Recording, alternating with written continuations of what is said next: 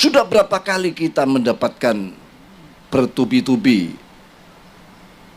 gangguan-gangguan, khususnya saat sekarang ini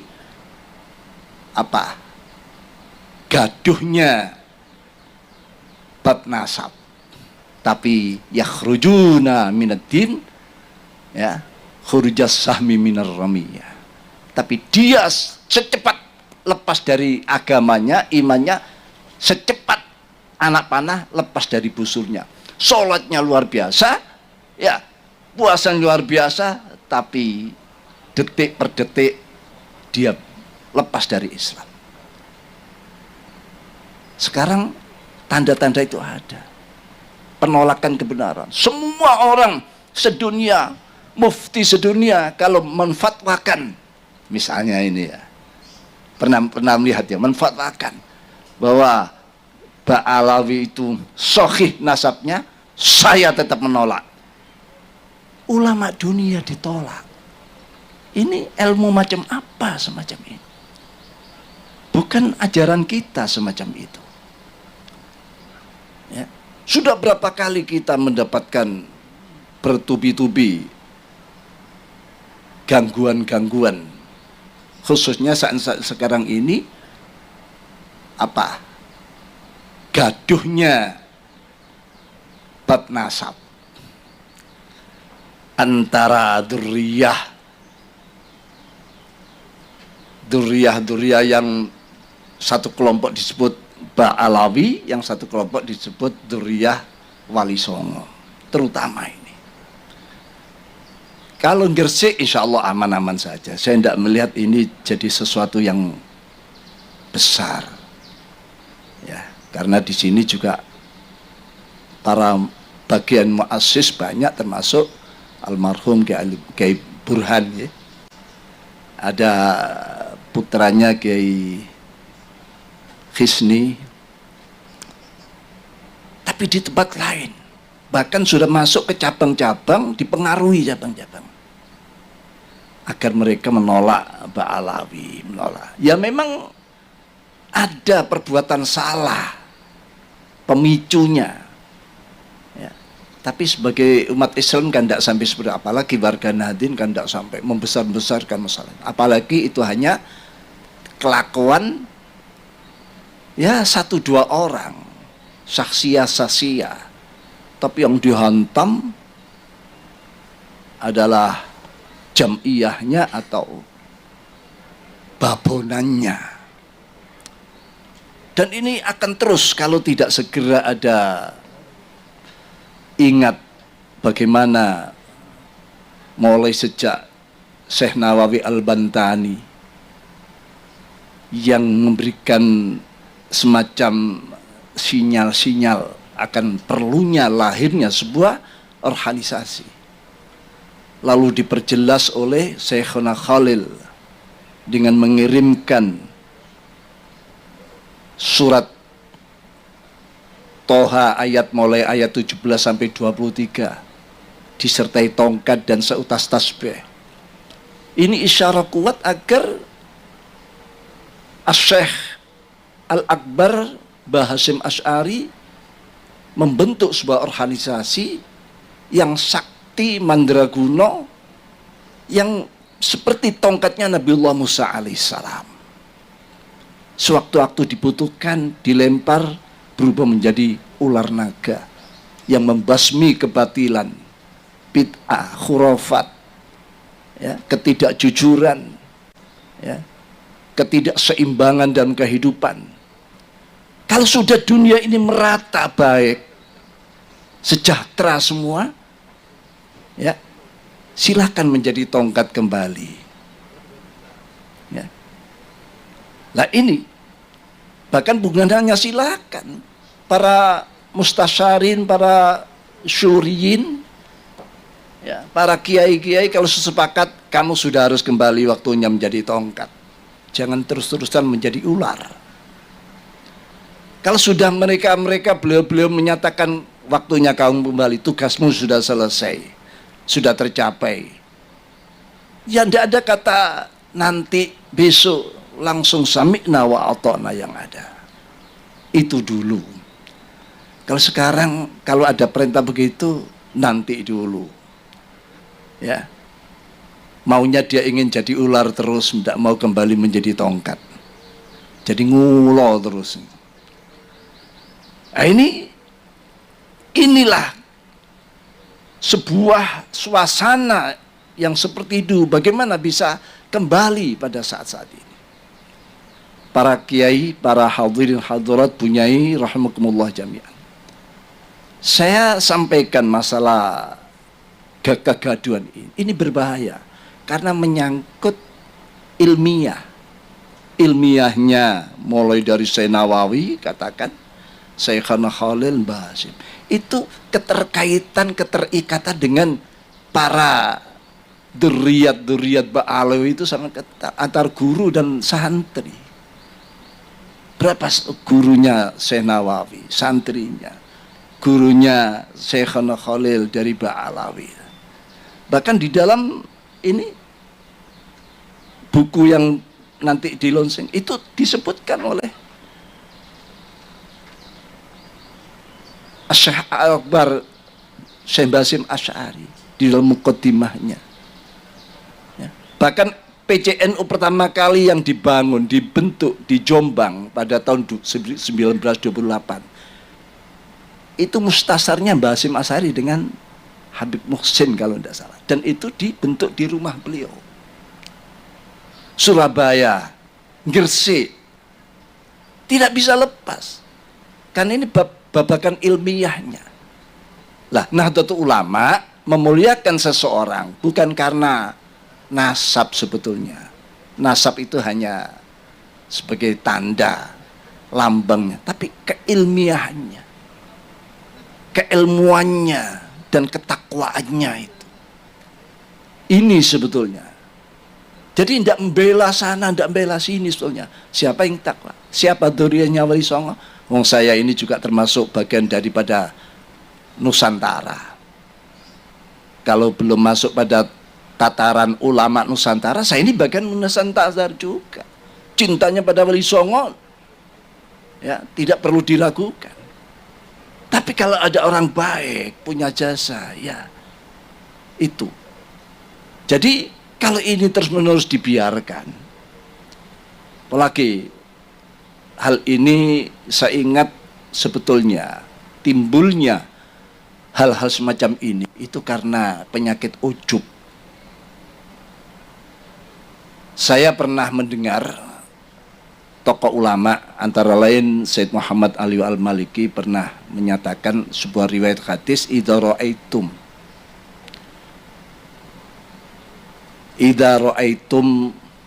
syuhan muta'an, ya, wa hawan muttaba'an wa ijabal mar'i bi ra'yi fa'alika bi khassati nafsik. Kalau kamu sudah menemukan gejala-gejala, ya, gejala apa? Syuhan muta'an, kekikiran yang sudah selalu diikuti, kikir untuk kebaikan, perjuangan, wahawan muttaba' dan hawa nafsu yang selalu diikuti, dibuat imam, wa ijabal mar'i, dan seseorang yang sudah menganggap dia paling benar sendiri, yang lainnya salah. Orang kalau sudah menganggap dirinya paling benar, timbul sifat yang lain, kesombongan, tidak mau menerima kebenaran dari orang. Benar harus dari saya, yang lain tidak boleh. Itu ijabal mar'i. Ini lebih bahaya daripada dosa besar. Kalau dosa besar, Allah masih kerso memaafkan, mengampuni. Apalagi kalau kita taubat. Tapi kalau ijabul mar'i al-ujub, ini orang sudah menganggap dirinya lepas dengan Allah, dirinya sendiri. Tidak ada campur tangan Allah. Ini berbahaya. Ya. Makanya di situ dikaitkan dengan sebuah hadis, banyak itu di Ashabis Sunan banyak terjadi. Ada kisah dalam hadis, bisa dibuka di Sunan Nasa'i, Sunan Ibnu Majah, dan berbagai Ashabus Sunan meriwayatkan ini.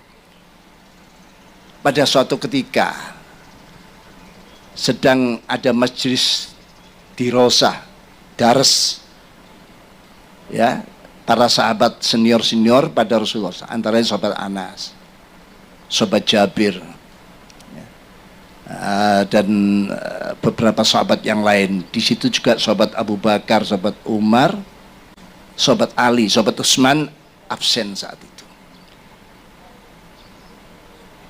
Sahabat Anas bercerita, saya ketemu dengan seorang pemuda yang luar biasa ibadahnya. Kalau siang puasa tidak pernah berhenti, kalau malam sholat, ya, semalam suntuk. Anak muda ini jelas-jelas mengungguli para senior-seniornya. Saya lihat sahabat senior tidak ada yang punya amalan seperti dia. Diceritakan para sahabat. Nanti kita tanyakan pada Rasulullah. Akhirnya begitu Rasul miyos di masjid situ, sahabat langsung tanya, ya Rasulullah, saya ketemu dengan pemuda ini seperti ini. Dia katanya dari kabilah ini, dari pedukuhan ini, keturunan ini. Apa jawab Rasulullah? Ma'arif. Saya tidak kenal dia. Loh, katanya dia kabilah ini, bin ini, bani ini. Ma'arif, saya tidak kenal. Tiba-tiba anak ini masuk dari luar dalam keadaan wajah ini masih basah dengan air wudhu, tangannya ini nenteng terompahnya. Masuk, begitu sahabat-sahabat tahu, termasuk Anas, ya Rasulullah, ini anaknya yang saya ceritakan padamu ya Rasulullah. Begitu Rasulullah melihat anak tersebut, pemuda tersebut, Rasulullah komentar, ra'aitu ala wajhi safa'atan minan syaitan. Loh, kok wajah anak ini ada stempel setannya? Saya melihat di wajah anak ini ada stempel setan. Loh, kan terkejut semua statement Rasulullah seperti itu. Yang dipuji-puji, sholatnya, puasa luar biasa, tiba-tiba Rasulullah kok komentarnya ada stempel setan. Akhirnya anak ini berjalan mendekat, ya, dipanggil Rasulullah, tidak mengucapkan salam, ditanya, ayu hasyab, hal hadasta nafsak, in anta bainal aqwam baina haula bi annaka khair minhum. Apakah ada kentek di hatimu kalau kamu ketemu dengan kaum-kaum yang mulia ini, kamu merasa lebih baik daripada mereka, lebih mulia dari mereka? Apa jawabannya? Allahumma na'am ya. Iya ya Rasul. Saya ketemu siapa kecil semua. Padahal itu sahabat senior waktu itu. Ada sahabat Bakar, sahabat Umar, sahabat Ali. Dianggap kecil di hadapannya. Setelah itu anak ini tanpa bicara, tanpa ngomong a, i, u, langsung meninggalkan, masuk masjid. Begitu masuk masjid, Rasulullah menyatakan, mayyaktul hadasyab, siapa yang berani meringkus anak ini? Saya perhalus, yaktul, saya akan meringkus. Karena ini perintah Rasulullah, Abu Bakar, anak aktulu, saya akan meringkus anak ini. Dikejar anak ini masuk masjid. Ternyata ini takbir, Allahu Akbar. Berhenti Abu Bakar, huwa yukabbir, huwa yusalli, wa rasul yanhani an qatilil musallin. Dia sholat, takbir. Padahal Rasulullah melarang aku mengganggu orang-orang sholat. Saya kembali matur ke Rasulullah. Kembali balik lapor ke Rasulullah. Ya Rasulullah, huwa yusalli. Asalnya dalam petang, mada ta'amal ya Bapak, apa yang kau kerjakan? Huwa yusalli ya Rasulullah. Wa anta tanhani an qatil musallin. Paduka kan melarang saya ganggu orang sholat. Akhirnya harus jawab lagi, mayyatul hadar rajul. Sahabat Umar, ana ya anak tuluh, saya akan meringkus anak ini. Sahabat Umar masuk, anak ini sedang sujud. Berhenti sahabat Umar, huwa sajidi minas sajidin, huwa musalli, huwa yusalli, wa rasul yanhani anhu. Dan Abu Bakar pun kembali, dia huwa khair minni, saya ikutan Abu Bakar. Tidak jadi, ikut Abu Bakar saja. Ditanya, Mada ta'mal ya Umar? Wa sajidun ya Rasul. Dia sujud ya Rasul, salat. Wa anta tanhani'an qatil sajidin musallin. Waihak ya Umar, kata Rasulullah. Lalu yang ketiga Rasulullah dawuh lagi, mayyaktul hadar rajul. Tinggal sahabat Ali. Ana aktulu ya Rasulullah. Sebelum sahabat Ali mengangkat kakinya masuk, Rasulnya, ya Ali, anta la taqtulu wa anta sataqtulu. Kamu tidak bisa meringkus anak ini, tapi nanti kamu yang akan meringkus anak ini. Begitu sahabat Ali masuk masjid, anak sudah tidak ada, sudah selesai sholat, sudah pulang. Setelah itu Rasul menyatakan, laula hadas syab makhtalafa bainasnain. Andai kan tidak ada anak seperti ini, umatku bersatu, tidak ada yang beda pendapat, tidak ada yang beda-beda, katakan ya kelompok, organisasi, semua fi soffin wahid. Berarti anak ini cikal bakal perpecahan di dalam Islam. Lalu bagaimana dengan dawuh Rasulullah, ya Ali anta la taqtulu anta sataqtulu? Di saat sahabat Ali menjadi khalifah di Kufah, terjadi peperangan yang dikenal dengan Nahrawain atau Nahrawan. Peperangan Nahrawain. Di situ yang pegang bendera anak itu tadi sedang memberontak pada kekuasaan khilafahnya sahabat Ali. Sahabat Ali mendengar anak itu yang pegang bendera, keluar sahabat Ali. Karena dia masih terngiang-ngiang dawuh Rasul, wa anta sataqtulu. Kamu yang akan meringkus anak ini. Akhirnya berhadapan soal, dibunuhlah anak ini. Jadi anak terbunuh di tangan sahabat Ali. Shadaqa Rasulullah sallallahu alaihi wasallam. Ternyata dawuh Rasul benar, anak ini terbunuh di tangan sahabat Ali. Dan anak ini sudah terkenal menjadi kelompok-kelompok Khawarij. Orang yang sholatnya luar biasa, sampai Rasul menyatakan, tahtakiruna sholatakum bisolatihim wasyamakum bisya'im. Sholatmu jangan diadu dengan mereka, tidak ada apa-apanya. Puasamu jangan diadu dengan mereka, tidak apa-apanya sholat dan puasamu. Tapi yakhrujuna minaddin, ya, khurujas sahmi minar ramiyah. Tapi dia secepat lepas dari agamanya, imannya, secepat anak panah lepas dari busurnya. Sholatnya luar biasa, ya, puasa luar biasa, tapi detik per detik dia lepas dari Islam. Sekarang tanda-tanda itu ada. Penolakan kebenaran. Semua orang sedunia, mufti sedunia, kalau menfatwakan, misalnya ini ya, pernah melihat ya, menfatwakan bahwa Ba'alawi itu sahih nasabnya, saya tetap menolak. Ulama dunia ditolak. Ini ilmu macam apa semacam ini? Bukan ajaran kita semacam itu. Lah sekarang PC-PC itu dimasuki, terutama di Solo Raya itu sudah kena. Nanti akan saya usahakan supaya dibenahi itu PCN yang sudah mulai menolak ini wirid yang sering kita baca, Rabitul Haddad dan semua. Dan nanti pada gilirannya ya masyayikh kita, ya masyayikh kita, Kanjeng Syekh Abdul Qadir Jailani sudah mulai digarap. Syed Muhammad Ali Al-Maliki juga diragukan nasabnya. Nanti digilir semua. Di belakang itu siapa? Wahabi. Yang memang berani dia menolak seperti itu. Kebenaran ditolak. Dan sebagian daripada Syiah. Ini perlu kami sampaikan di acara yang sangat penting ini, untuk bagaimana intisab kita pada Mbah Hasyim Asy'ari, Syekhana Khalil, Mbah Syekh Nawawi Bantani, sebagai muassis, sebagai pemberi sinyal-sinyal, ya. Lalu kalau sampai terimbas penyakit itu, tidak sadar kalau kita ini sebetulnya menolak Mbah Hasyim, ya.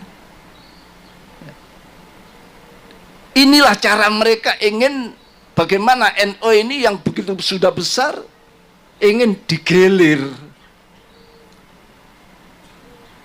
Ingin digelir. Mereka punya keinginan untuk bisa menguasai Indonesia. Tadi sudah disebutnya oleh Ki Asep, tanpa lahirnya tidak ada, kita tidak mengenal negara. Memang NU dilahirkan sebagai hadiah untuk negara Indonesia ini. Hadiah untuk Indonesia ini. Tidak ada Nahdlatul Ulama, tidak ada fatwa jihad, tidak ada resolusi jihad. Tidak akan terdengar takbirnya Bung Tomo sebagai 10 November dan lain sebagainya. Ini khusus pada pengurus NU. Agar jangan penyakit itu lalu mengimbas ke Jawa Timur. Pokoknya kalau ini sampai kena, yang terkena adalah para muassis Jamiah Nahdlatul Ulama. Artinya apa? Berarti ya sudah busung, ya. Kita tidak bela Ba'ali. Kasusnya kan dengan individualnya, dengan Habib A, Habib E, Habib ini. Ya Habib ini saja yang garap. Kenapa kok yang salah ini Habibnya, orangnya? Kok klannya atau organisasinya ini yang digarap? Berarti memang sudah punya tujuan untuk mengaburkan. Habaib tidak semuanya baik, banyak yang yang baik-baik, jasanya besar banyak.